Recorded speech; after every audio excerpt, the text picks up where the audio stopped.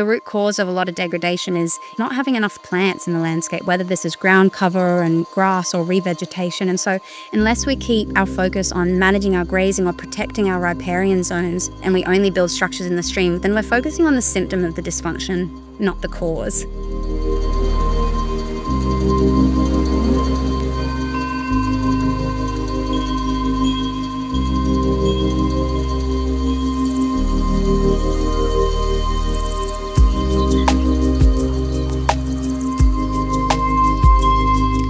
Welcome to Learning Lab.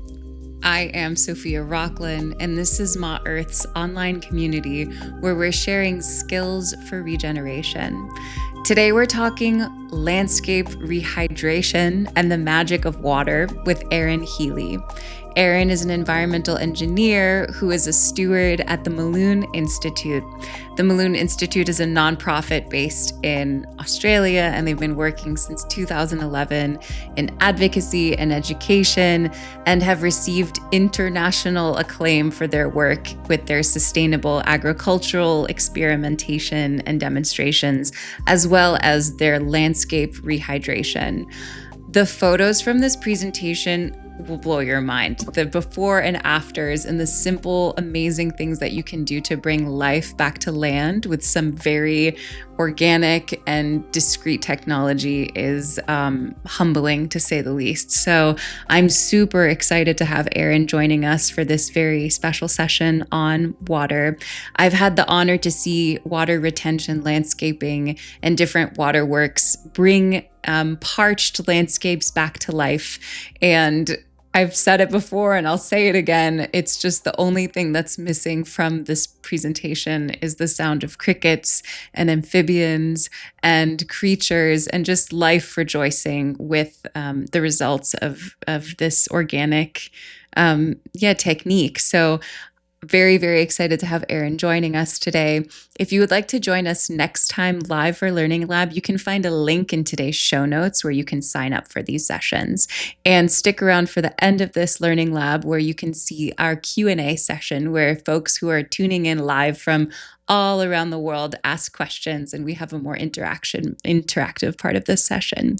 So thank you, Erin, for joining us, and we can dive right into the magical world of water. Amazing. Thanks, Sophia. I am really grateful for the opportunity to join Ma Earth and the Learning Labs, and I'm very grateful that we got the time zones to work because that's always a bit tricky.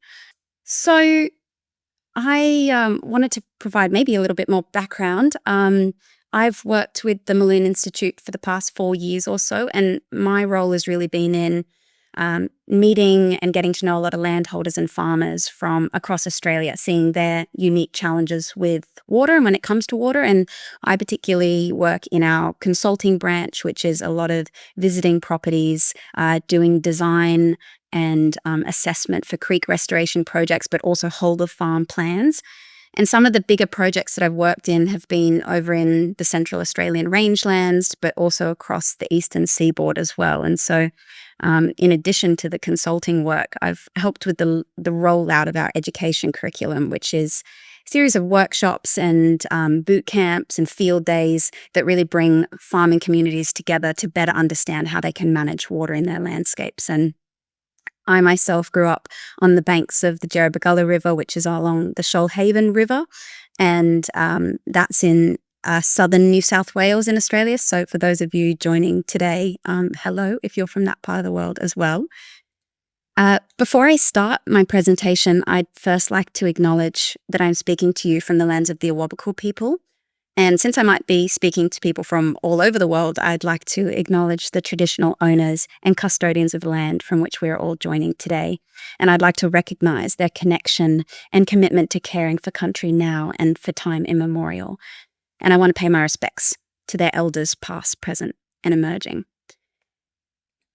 So the Mulloon Institute, for those of you that don't know, we're a not-for-profit organization, and we're really focused, as you heard maybe in my introduction, on supporting farmers and landholders to better manage water in their landscapes, whether that's for farming or for the environment, for biodiversity, or for community.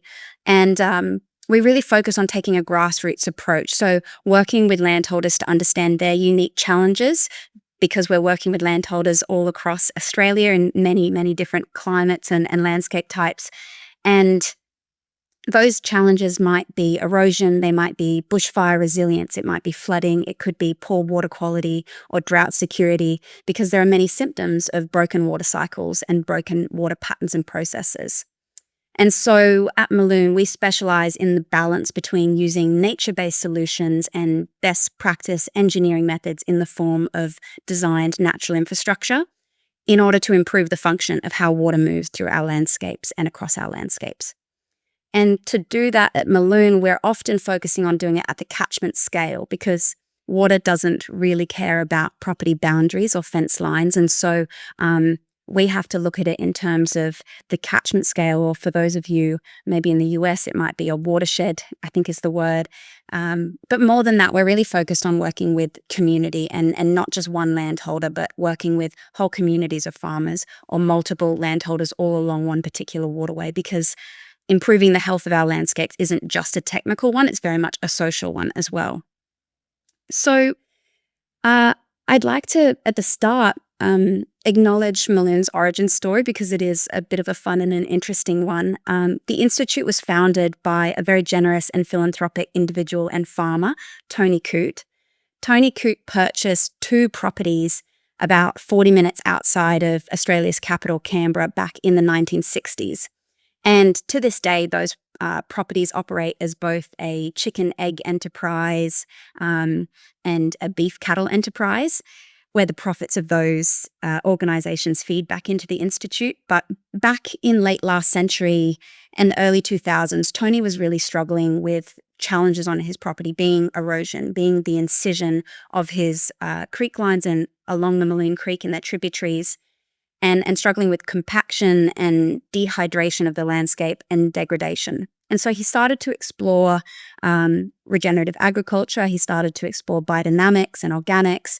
And in particular, he had a really strong friendship with a Yuin elder, Uncle Max Delulumunmun Harrison, who really shaped Tony's approach into culturally attuned water management.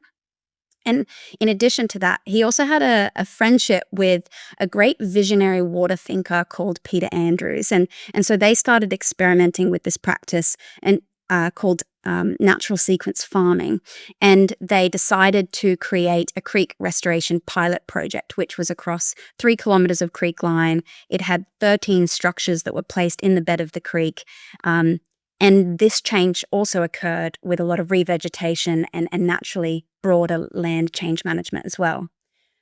Now, that particular project in the creek was only made possible because of the support of the local government at the time and the Southern Rivers CMA, or Catchment Management Authority, who supported it. So it was a collaborative project from the very start.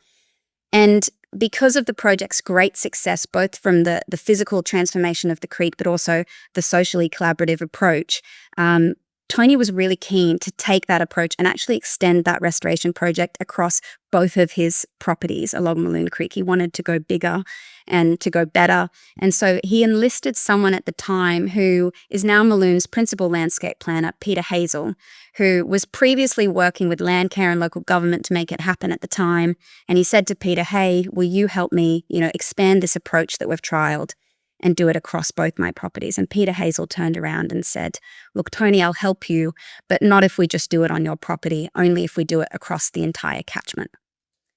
And so the Mulloon Rehydration Initiative was born, and that involves 23 different landholders, over 23,000 hectares, and over, I think that equates to 60,000 acres, and a whole suite of in-stream and on-ground restoration works, revegetation, and importantly, regenerative land management changes as well. So some of the landholders naturally started off a little bit in skepticism or uncertainty about the project. Water is a very hot topic, and there were concerns around if we start rehabilitating or changing the way that water flows in certain parts of the catchment, will that impact landholders downstream? And so Peter Hazel and Tony Coote and all the landholders in the catchment got together, and they basically had the opportunity to air all of their concerns and speak about all the issues and the concerns that they had around the start of this project. what that resulted in was the landholders agreeing that they would participate in this catchment scale project, but only if the whole project was fully benchmarked and scientifically monitored, in which case Tony Coote agreed that he would take out all the works along the creek if anything went wrong or the results weren't positive. And so that meant that we ended up getting investigating and finding a way to fund a whole series of scientific equipment and monitoring methods, from piezometers to level loggers to stream gauges to weather stations. And we've run a whole suite of surveys, whether it's fish surveys, invertebrate, frog, biomass production, soil sampling, all across the catchment. And the results of the research have been overwhelmingly positive. And this has meant that some of our biggest skeptics or neighbours along Mulloon Creek are now our biggest advocates, which is a beautiful change to see. And it shows that this community and catchment scale project was a powerful and strong example of how one decision, fueled then by community collaboration, could start to physically and socially pond, overflow, spread, and change the shape of an entire catchment. So in 2011, during this time, Tony Coote created the Mulloon Institute, as Sophia mentioned, which is still a charity and relies on philanthropic donations. And in 2018, Tony and his wife, Toni, unfortunately passed away. But in doing so, they bequeathed both properties to the Institute, and it has been this incredible generosity of the Tony Coote family that has allowed us as an institute to do what we do and to act freely and step up as advocates both in the environmental restoration and regen ag spheres. So in 2016, we're also really grateful to actually be recognised recognition of our world-class research standards and methods and integrated science by the United Nations. And it was the Mulloon Rehydration Initiative was selected as one of just 5 model case study projects globally that we use to help develop guidelines for sustainable but profitable and productive farming. And so from there, a lot of the work that we do attracted a lot of interest from originally the Mulloon Rehydration Initiative and then across Australia. And so while the work started and still has a very strong footprint in southern New South Wales, we've expanded across the eastern seaboard. We have a hydrologist based over in Western Australia, which is a very different context, but very much needs landscape rehydration. We've worked in the reef catchments up in the far Queensland dry tropics, particularly trying to manage erosion and sedimentation of the Great Barrier Reef. We've also worked in the Central Australian rangelands, as I mentioned before, and up expanding more into Northern Territory and South Australia. And we've done a project down in Tassie as well. So the work that we're doing has been expanding across Australia. And initially, a lot of this work was through our consulting branch. But consulting with one landholder at a time was very much like handing a person to fish and feeding them for a day. So the team at the Mulloon Institute, we started working on developing an education curriculum, which was targeted at farmers and landholders, which would in effect teach a man to fish and feed them for a lifetime. And so from there, we developed a targeted education curriculum. And that was really focusing on helping to engage and support and catalyze communities to build capacity and confidence in better managing water in their landscapes in their own time and on their own terms, because they themselves are the people out there that know the most about the country that they're on. And so we have events like field days and boot camps, mentoring programs, on ground, build it project days, professionals courses, that's all set up to share knowledge and encourage networking and collaboration. So the Mulloon Rehydration Initiative was definitely the first of many community of practice projects in water stewardship that Mulloon has been involved in, and very much set the trajectory of where we are now. And by definition, a community of practice is a group of people who share a concern or a passion or a problem in a particular area, and they deepen their knowledge and expertise through ongoing interaction. And so over time, this ends up building a strong social network. This approach enables communities to keep building skills and knowledge, and like a positive feedback loop, keeps growing in momentum, which enables the sustainable water stewardship into the future. So I'm going to spend the remaining time in this talk more focusing on the key theory and concepts that underpin our approach, and some case studies and examples from around Australia and the world that I've seen. But I'd like to reiterate again that the key to achieving any long-lasting change in practice and restoration of our landscapes truly lies in transforming not just the physical world around us, but the social one. So I'm going to talk a little bit about landscape function, which is one of the underpinning or fundamental concepts behind our approach.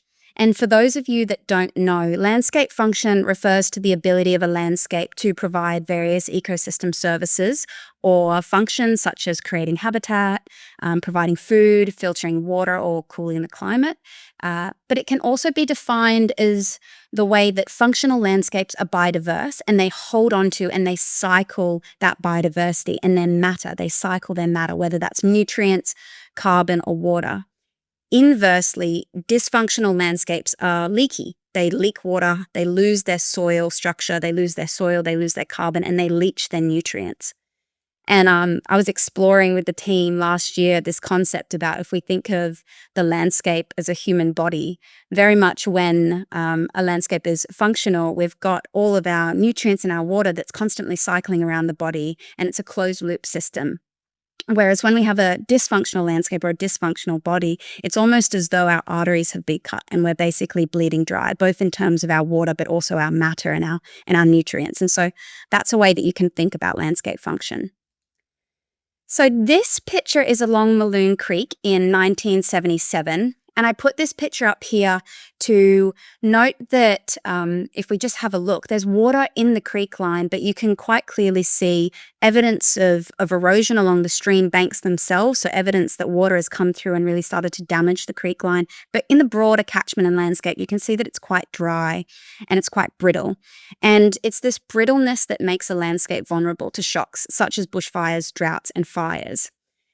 And if we fast forward 35 odd years later to the same location along Mulloon Creek in 2015, the key to this transformation is really understanding the natural drivers of function or dysfunction in the landscape, and also understanding the natural patterns and processes in the way that water behaves, so that we as land managers can harness those patterns and processes and more effectively manage water and enhance those patterns and processes in the landscape. So at Mulloon, we specialize in the water cycle, which if we can think landscape function as the bigger picture, landscape rehydration is one puzzle piece or one subset of that bigger picture.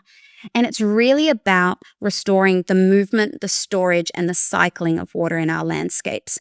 And the term landscape rehydration can be confusing, mainly if you're in, for example, really high rainfall areas or catchments. You might think, oh, we don't need any more landscape rehydration. If anything, we need dehydration. And so what I think is a good place to start for this talk is actually the question, what does landscape dehydration mean?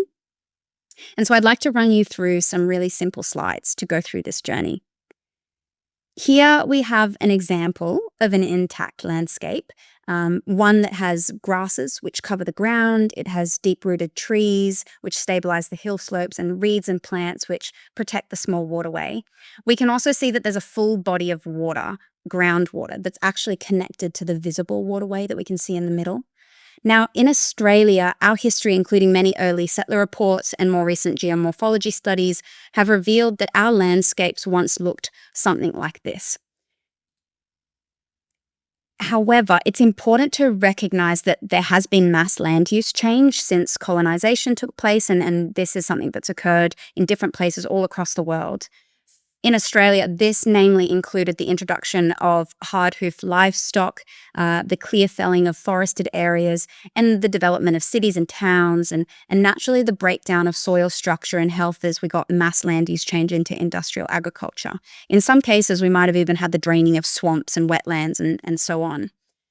And in Australia, there were many places where new farmers were actually paid to clear their land, and in some cases were actually put in jail if they didn't clear their land. So I think it's important to recognize that everyone was doing the best that they could with the information that they had at the time. But now we have so much more science and research and information to make better decisions, and so that's where we can take the next step. when it comes to the movement of water through our landscapes, these changes that I've mentioned have led to the concentration of our surface flows. So when we have rainfall that flows down and through the catchments, we have concentration of surface flows, which creates sheet, gully, and eventually creek line erosion. So a key point here is that good soil, which is rich in carbon and humus, can actually hold between 4 and 30 times its weight in water, which means, for example, if you have 1 hectare of land that's the topsoil has washed away, if it's just got 1% organic matter in that topsoil, you could be losing over 144,000 litres of water. And so when we think about how much water increasing through our landscapes, taking soil with it and causing erosion, we're losing both surface roughness to slow water down, but we're also losing healthy soils which could store and hold on to water. And this accelerated flow of water, initially causing sheet and gully erosion and creekline erosion, that then causes bed lowering or incision of our drainage lines, our creeks and our rivers. And this, as we can see here, this has meant that the underlying bodies of groundwater have also drained away. So we aren't just losing the surface water, but we're also losing the underlying groundwater as well. And a lot of these erosive processes, they work in a positive feedback loop, which creates a terrifying snowball or spiderweb effect, which spreads throughout our catchments. And the channels that have now formed through our upper and lower catchments act as funnels that trap our water, preventing it from slowing down, from soaking, or from spreading out, which is really important. It's that slowing and soaking and spreading that builds landscapes that is extremely beneficial.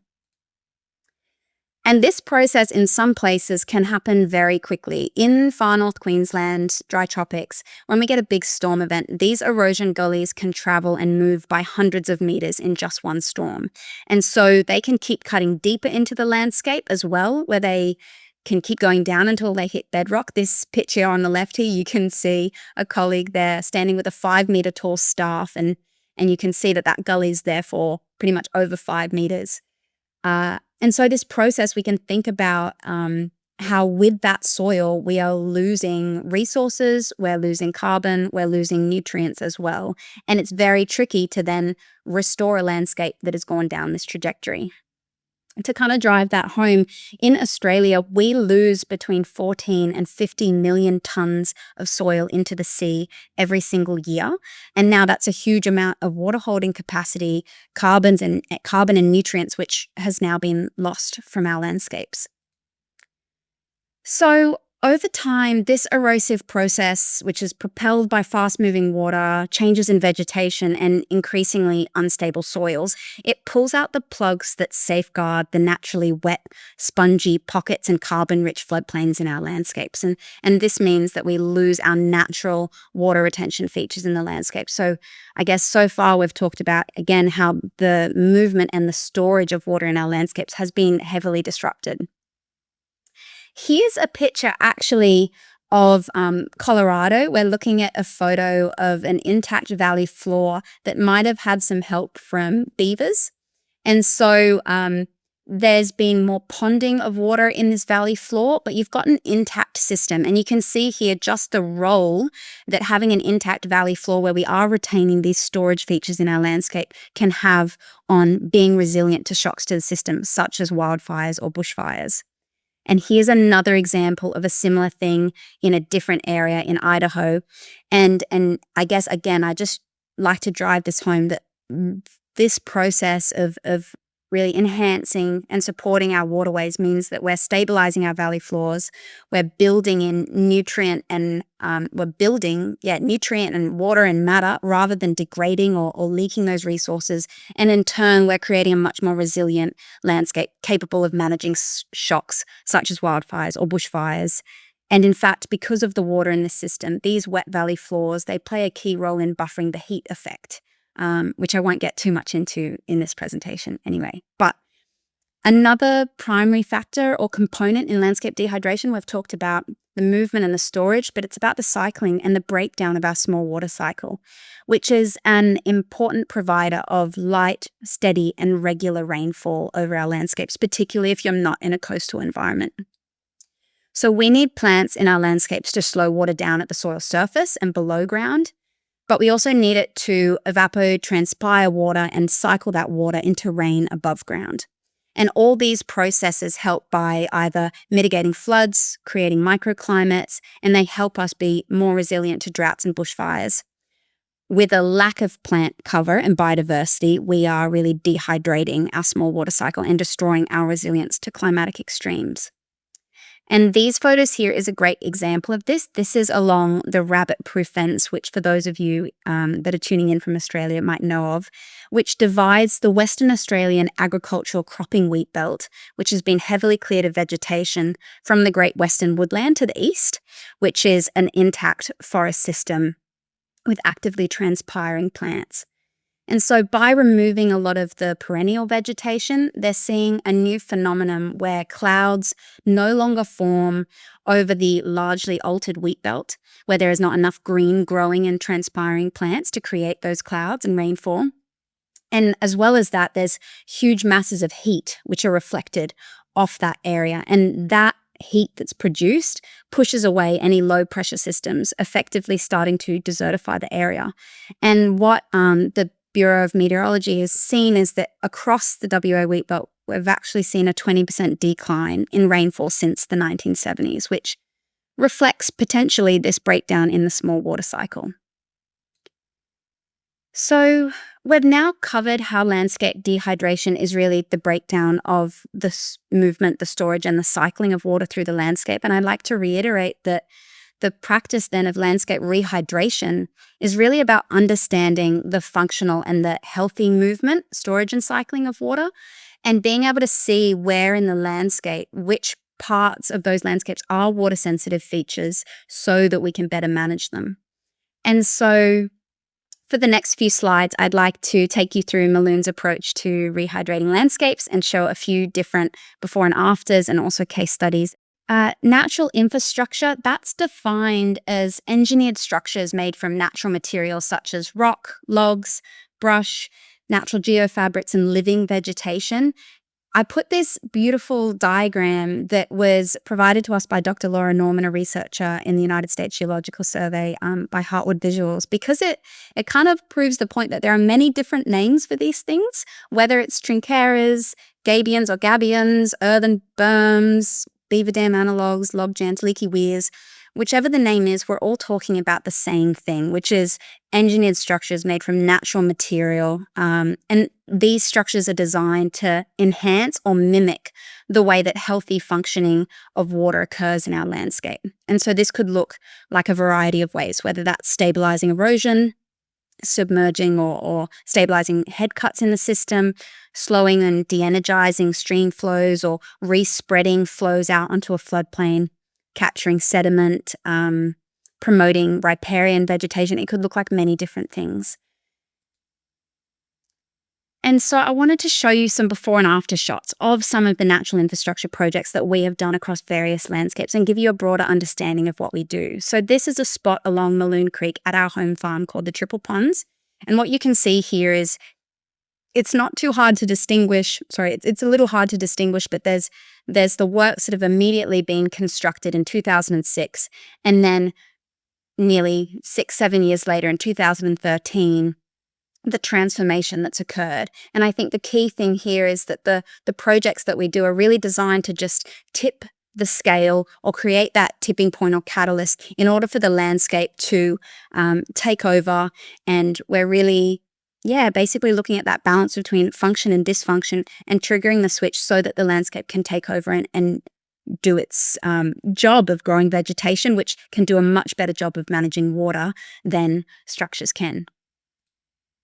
Here's another example along Peter's Pond, which is named after several different Peters at Mulloon. They seem to attach themselves to us. And you've got the photo in 2006 prior to landscape rehydration works. And then I'd like to point out that this second photo is actually during 2018, which for those of you who might be around the southern New South Wales, southern tablelands, was one of our worst recent droughts.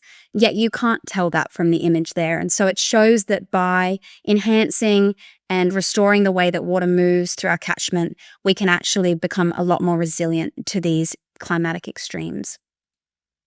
Here's an example from a property called Palarang. The water that you can see in the creek there, that was actually dug down into in order for the team to water some of the vegetation on a nearby structure when they were building it during the drought.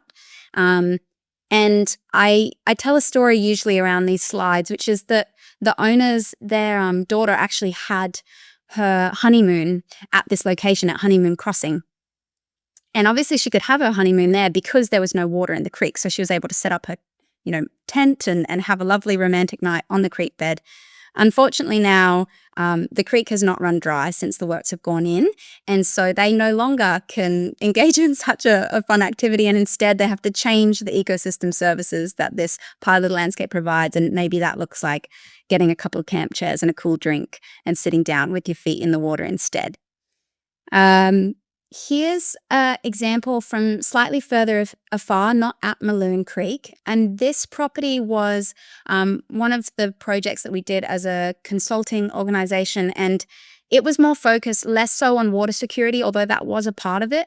But it was actually more focused on enhancing the riparian area and improving biodiversity. And you can see here in 2023, before the works go in, from an ecological perspective, this site did not have a lot of value. You can see after construction, the actual structures that were placed in the creek.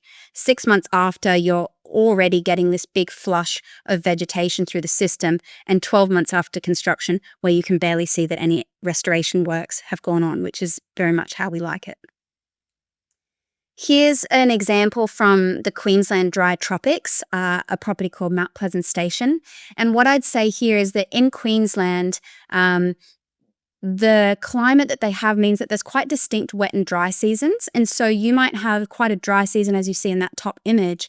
And then very quickly, you can flip into the wet season where you could get, on top of an already quite brittle environment, you could get 200 mils of rain in just one event, which means that the landscape is very vulnerable and fragile, especially to erosive events. And so in essence, the work that we've done here, you can see the construction of a log sill structure with some rock. And what we've done is we've armoured the catchment against these first flows on that trigger between the wet and dry season. But more than that, it has meant that these landholders are now the last one to go into the dry season, but the first one to come out. So it's elongating that wet and green period in this particular landscape. Another example of this is in Eva Valley near Batchelor up near Darwin in Australia. And this is an example of a slightly different kind of structure. This is a contour bank or a level contour bank or a swale. And the purpose here is, again, to, in those big rainfall events that they get in the tropics, to slow that water down, to buffer it, to prevent that kind of erosive concentration, but also to mean that when they go into the dry period, they're holding that water back and holding it in the landscape for longer. And something key here is that Fiona, the landholder, has seen either side of this contour bank about a 30-metre buffer strip where the vegetation has changed from invasive species back into preferred native species. And that's just from the effect of the water changing the soil, and creating a more beneficial environment for the plants that we'd like to see. So that's an interesting story about the unintended benefits sometimes that a project can have. Here in the southwest wheat belt in WA, this is on a man, Warren Pansini's property.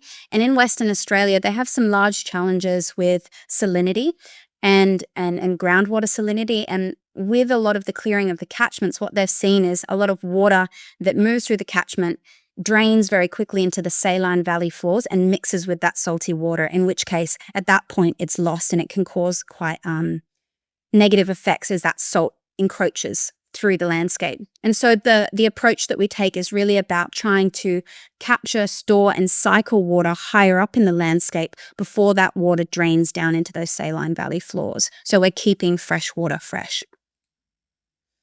And these are two slides that I've got here, not actually along Mulloon or any work that Mulloon's done, but this is actually a trip that we did to Mexico and the next slide in the US and Texas, in Arizona.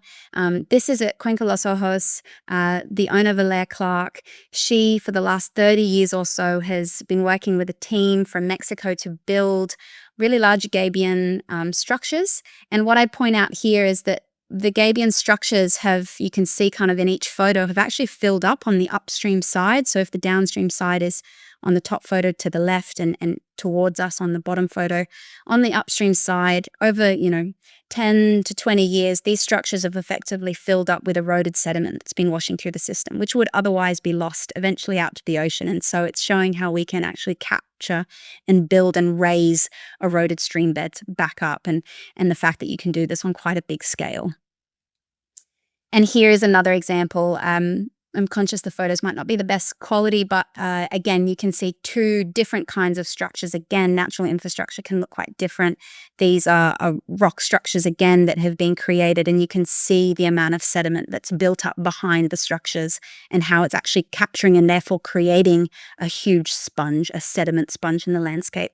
And when we went to this particular site, even though Arizona had been going through one of its worst droughts on record, there was still a small amount of water trickling out the bottom, despite it not having rained in nearly a year.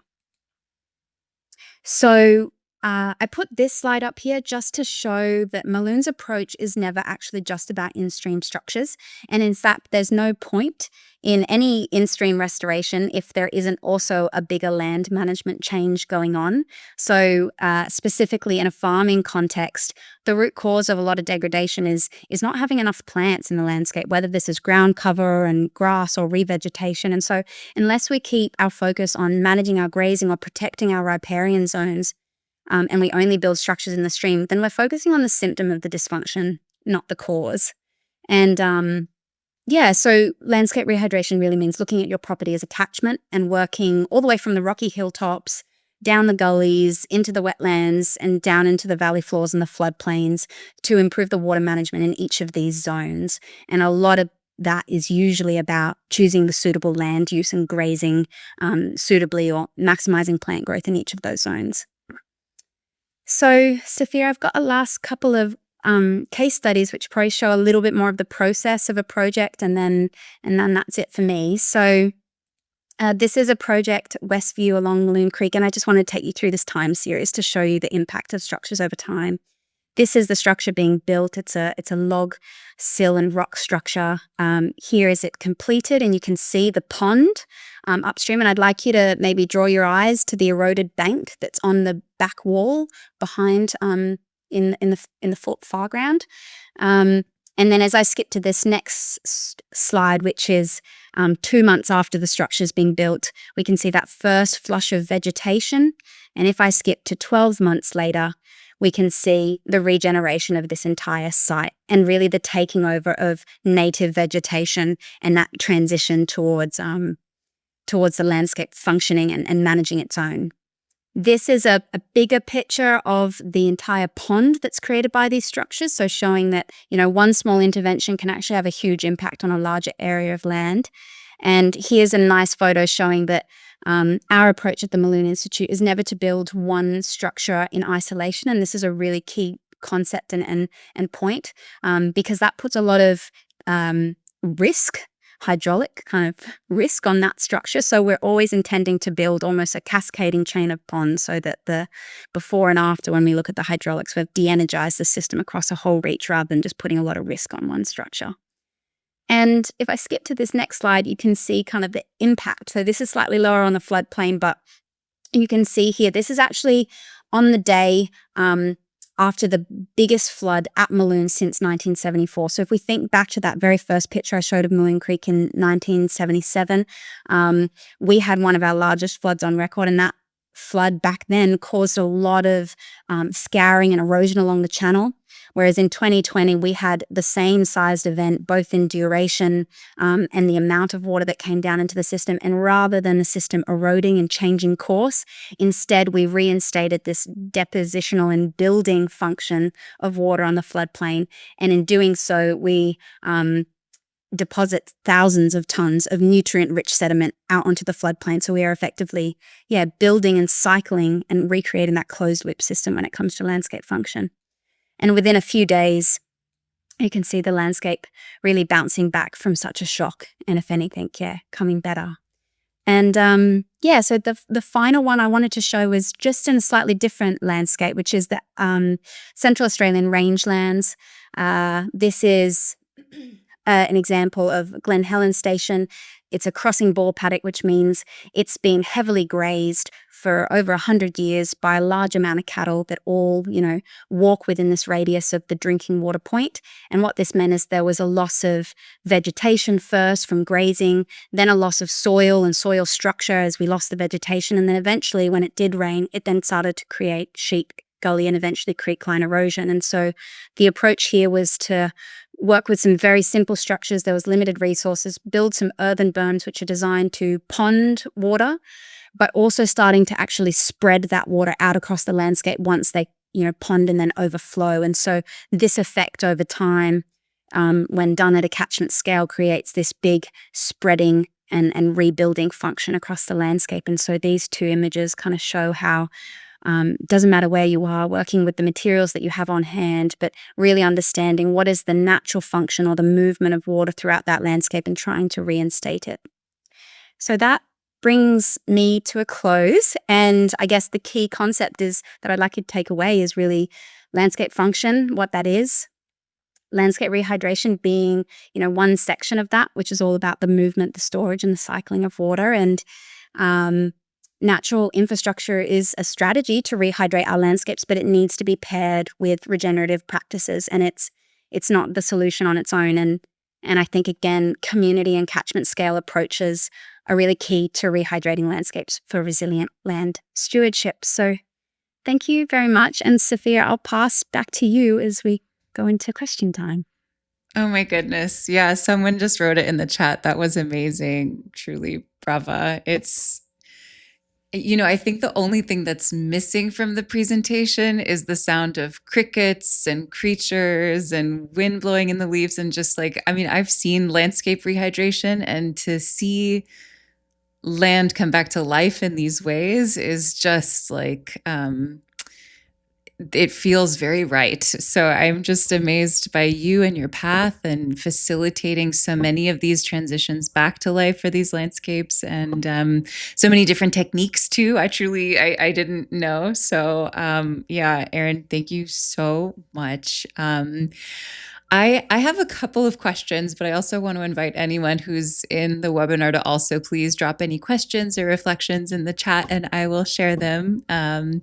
But I've explored a little bit of Mulloon's work online, and you and I have had some conversations before, Erin, and I'm really curious about, I guess, this question. You'd mentioned that a lot of this ecological degradation has been the result of mismanagement through the kind of colonial presence in these lands and these territories. And I know that Mulloon also prioritizes kind of working in partnerships with people. And I'm curious how, if at all, the kind of relationship between maybe traditional ecological knowledge and practices and some of the more kind of contemporary technological aspects of your work kind of blend together with the work that you do.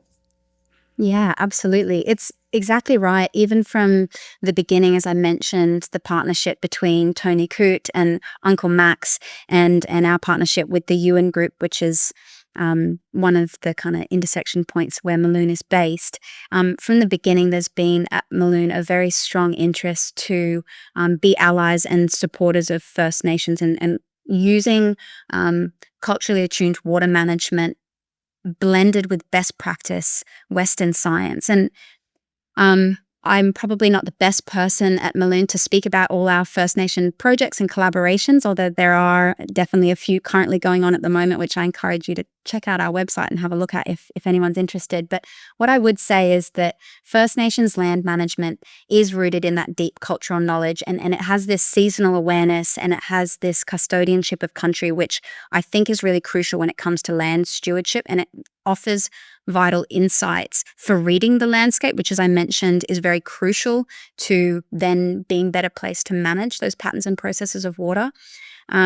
And when it comes to on-ground experience, the work that I've done with some of the ranger groups in the Central Australian rangelands, something that I would say is that there's also a bit of a balance between for First Nations people or certain groups that might be in certain areas around Australia, the landscapes have changed dramatically in the last 200 years. And so the cultural knowledge of how to repair landscapes and enhance landscapes, they're amazing and diverse, but quite often they were never used to being applied to the challenges that we see now, whether that's mass scale erosion from intensive grazing of hard-hoofed animals, whether that's, concentrated industrial agriculture, whether that's roads and infrastructure. These are challenges that First Nations people, especially with the large gap in First Nations knowledge caused by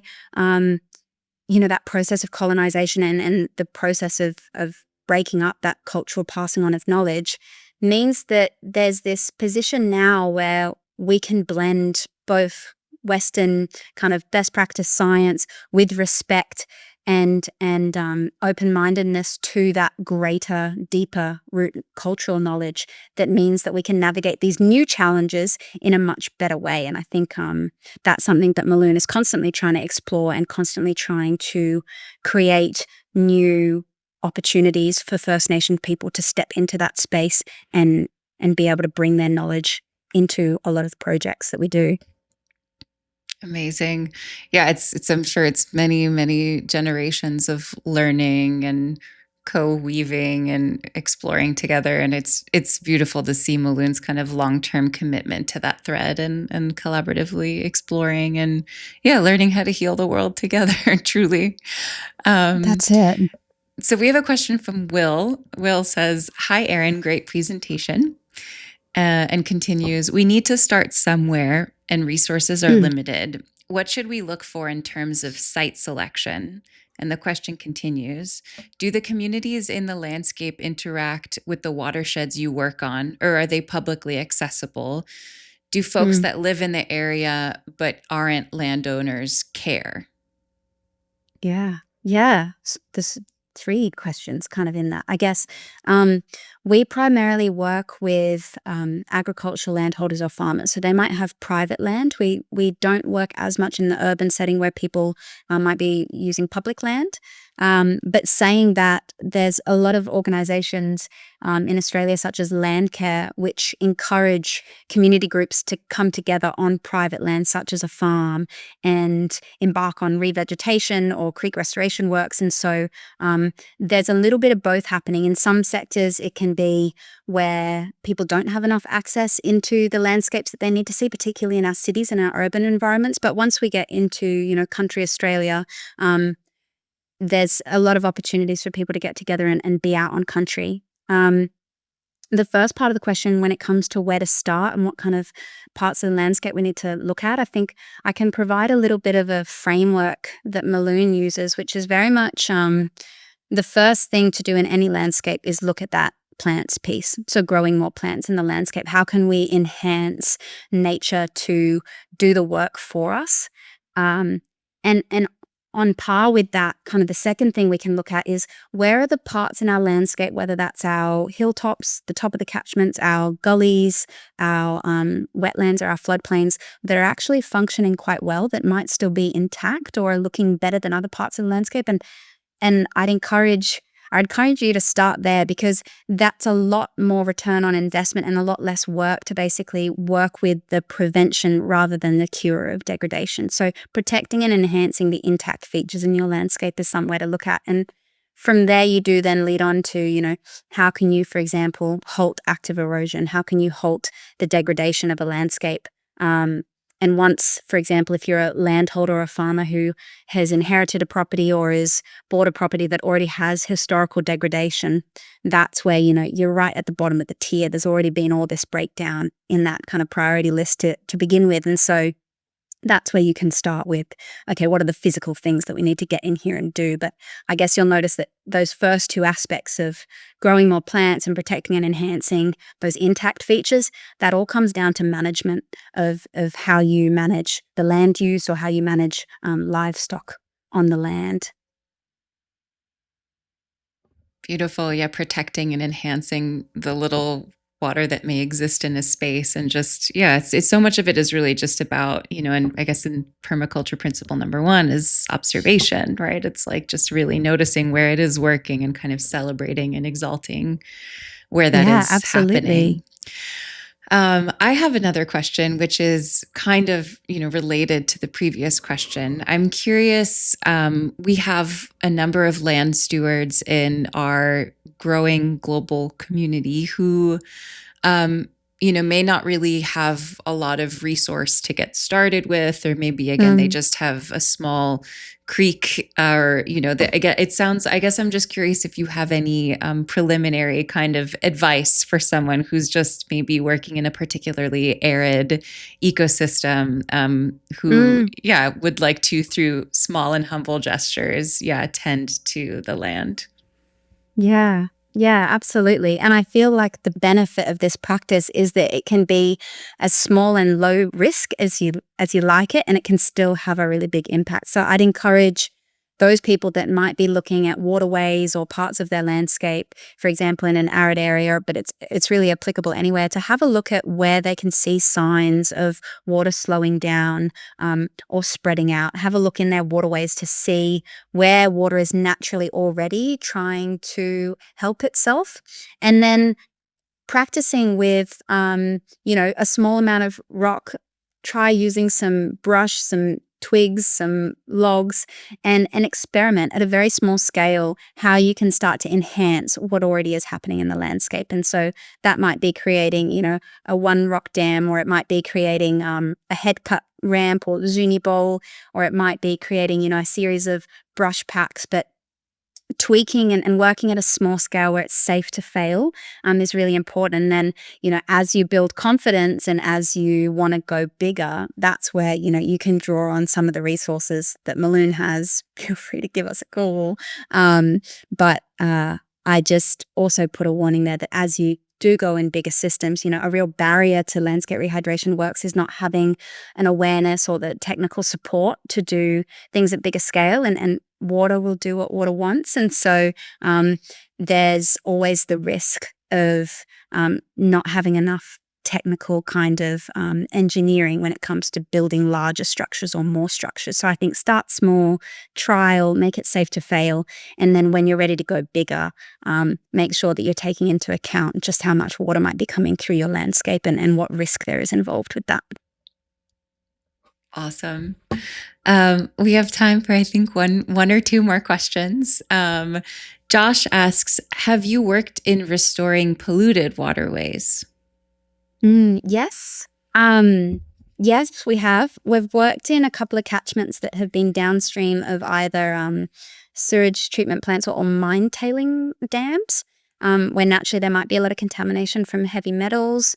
And we do work in areas less so from like urban pollution, because we're usually in agricultural areas, but in areas where there might be really poor water quality because of, a lack of vegetation, for example. So all the way from kind of quite extreme industrial outputs to more the symptoms of maybe bad land management. And so, the key thing that I would say that from the landscape rehydration approach is that by recreating a depositional environment along a channel, that's the stream bed raising up from structures, you're actually starting to recreate the environment, first of all, for plants to grow, because water is moving a lot slower, which means plants can establish, and those plants can provide filtering opportunities.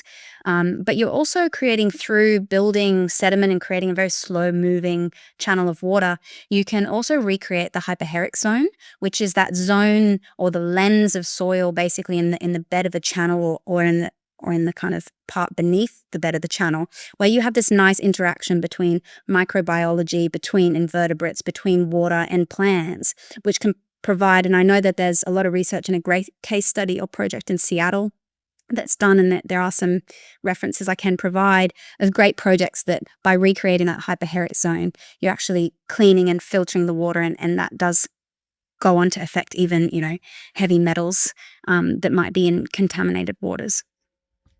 Amazing.